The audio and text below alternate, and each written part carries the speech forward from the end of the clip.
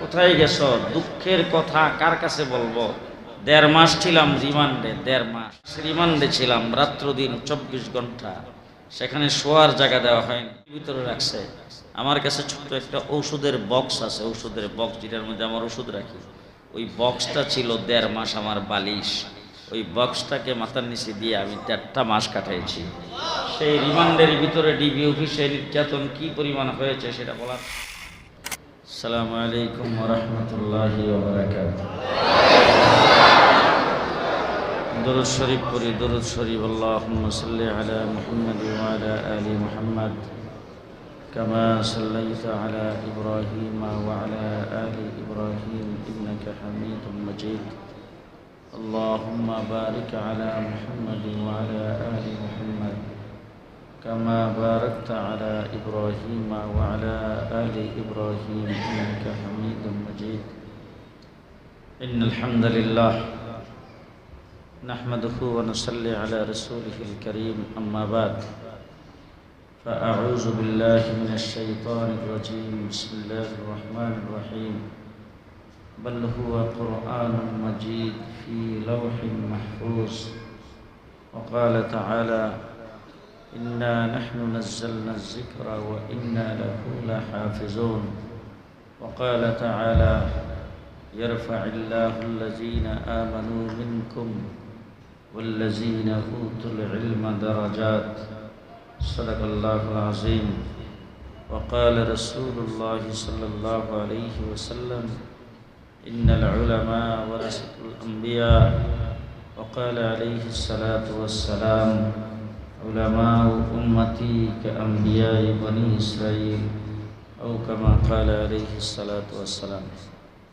বুজুর্গান মুহতারাম, হযরত উলামায়ে কেরাম, উপস্থিত বিরাদরান ইসলাম, আল্লাহ তাবারক ওয়া তাআলা জনবহুল এলাকার অসংখ্য মানুষের মধ্য থেকে বাছাই করে নির্বাচিত করে আল্লাহর ঘর মসজিদে, এই জান্নাতের বাগানে আমাদেরকে হাজির হওয়ার তৌফিক দান করেছেন। এই জন্য সকলেই বলি আলহামদুলিল্লাহ। আপনারা যারা এখানে এসেছেন, আপনারা মসজিদে আল্লাহর ঘরে এসে বসেছেন। সবচাইতে জমিনের উপরে সবচাইতে উত্তম জায়গা হলো মসজিদ, আর সবচাইতে নিকৃষ্ট জায়গা হইল বাজার। মসজিদে এসেছেন, যদি এটা মসজিদে না হইয়া মাহফিলটা যদি কোনো মাঠে হতো, তাইলে আমার মনে হয় এর 4 ডাবল লোক হতো। কারণ হলো, মসজিদে তো সবাই আসতে চায় না, মসজিদে সবাই আসতে চায় না। এক লোকের গরু হঠাৎ করে যে মসজিদে ঢুকে গেছে। মসজিদে যখন ঢুকে গেছে, তখন ইমাম সাহেব, মুয়াজ্জিন সাহেব গরুরে দৌড়ে নিয়ে ওই লোকের বাড়িতে নিয়ে গেছে। নিয়ে যেয়ে বলছেন যে ঘটনাটা কি, আপনার গরু মসজিদে ঢুকে গেল কেমনে? যখন বলছেন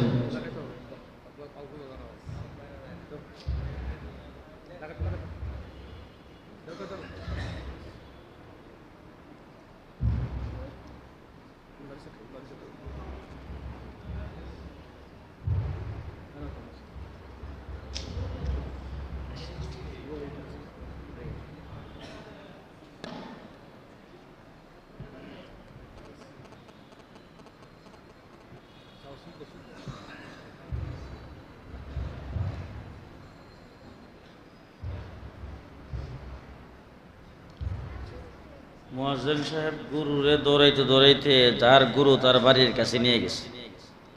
নেওয়ার পরে ওই গরুর মালিক দৌড়ে বের হইছে। বের হওয়ার পরে মুয়াজ্জিন সাহেব বলতেছে, গরুটারে ছেড়ে দিলেন। গরু যায় মসজিদের ভিতরে ঢুকে গেছে।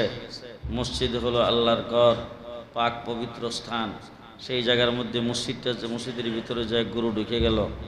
এরকম যখন মুয়াজ্জিন সাহেব কথাবার্তা বলতেছেন, তখন ওই ব্যক্তি ওইটা কয় যে, মুয়াজ্জিন সাহেব, আপনি তো অত্যন্ত ভালো মানুষ, সব কিছুই বুঝেন সুঝেন। গরুটা হইল হাইওয়ান, বুঝে না, এই জন্য এটা যে মসজিদের ভিতরে ঢুকে গেছে। আমি যে একজন এলাকার বুদ্ধিমান মানুষ, আজ পর্যন্ত কোনোদিন আমার মসজিদে দেখছেন? আমাদের সমাজের মানুষ হইল এখন এরকম, ওয়াজ শুনবে, এশার নামাজ না পড়ে ফজর পড়বে না, এটা নিয়ত করে শুনবে।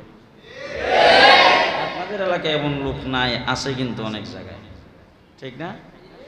এই জন্যে মাঠে হইলে কিছু লোকজন শুনতো, মসজিদের ভিতরে ওয়াজ। এটা আমি এখন বয়ান করছি, আজকে হেলিকপ্টারে গেছি আমি বরিশাল কলেজ মাঠে কওমি মাদ্রাসা সম্মেলন ছিল, কয়েক লক্ষ মানুষের সমাগম আছে। জোহরের পরে সেখান থেকে বয়ান করে আমি হেলিকপ্টারে 5টায় ঢাকায় এসে পড়ছি। এরপরে এশার নামাজের পরে বয়ান করছি। আজকে খুব অসুস্থ, ডাইন হাতটা একদম মুভ করতে পারি না এরকম। মাগরিবের নামাজের পরে ডাক্তার দেখাইছি, এশার নামাজের পরে বয়ান করছি মধুবাগ মাঠে। ধর্ম উপদেষ্টা ডক্টর খালেদ হোসেন সাহেব ছিলেন, তো ওখানে বয়ান করছি। অন্তত 50,000 লোক হবে। যে আমার এখন গ্যান্ডারিয়া মাহফিল আছে, বারবার ফোন করতেছে। আমি বলছি অসুস্থ, আমি আসতে পারবো না। আর আপনাদের এখানে ঢুকতে সময় লাগছে অনেক, এই সময়টা আমার এখানে খেয়ে ফেলছে। গ্যান্ডারিয়াতে বহু লোকজনের সমাগম। বড় বড় মাহফিলে ওয়াজ করি, বয়ান করি, কিন্তু মসজিদের ভিতরে করছেন। এইখানে আপনাদের এখানেও লোক হইতো, মানুষের অভাব নাই। কথা বুঝছেন? কথা বললে মানুষের শুনে।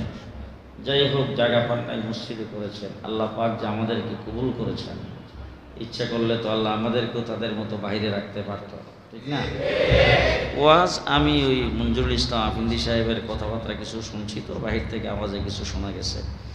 যে ওয়াজ আপনাদের শোনা দরকার ছিল, এগুলি উনি করে ফেলছেন।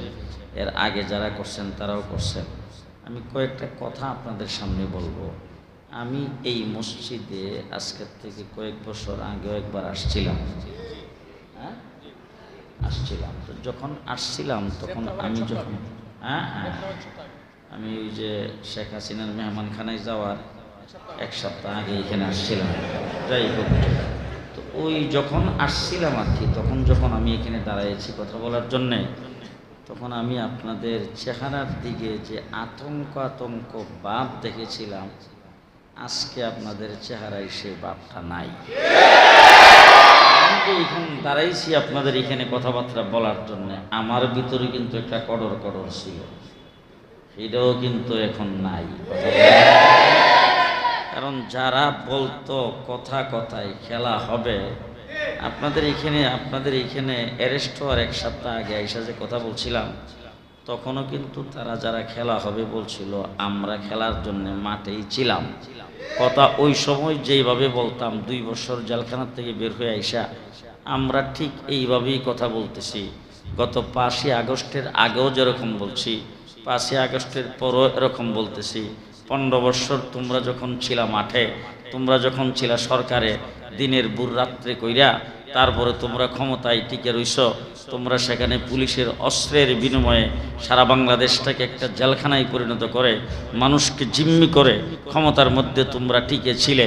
কিন্তু খেলা হবে এই কথা তোমরা বলছো। 15 বছর আমরা মাঠে ছিলাম, যখন চূড়ান্ত খেলার সময় তোমরা এখন গেলা কই? কথাই বলতা পালাবো না, এখন কোথায় গেছো? দুঃখের কথা কার কাছে বলবো? 1.5 মাস ছিলাম রিমান্ডে, 1.5 মাস রিমান্ডে ছিলাম, রাত্র দিন 24 ঘন্টা। সেখানে শোয়ার জায়গা দেওয়া হয়নি, একটা রুমের ভিতরে রাখছে। আমার কাছে ছোট্ট একটা ওষুধের বক্স আছে, ওষুধের বক্স যেটার মধ্যে আমার ওষুধ রাখি, ওই বক্সটা ছিল 1.5 মাস আমার বালিশ। ওই বক্সটাকে মাথার নিচে দিয়ে আমি 1.5 মাস কাটাইছি। সেই রিমান্ডের ভিতরে ডিবি অফিসে নির্যাতন কি পরিমাণ হয়েছে সেটা বলার সময় নাই।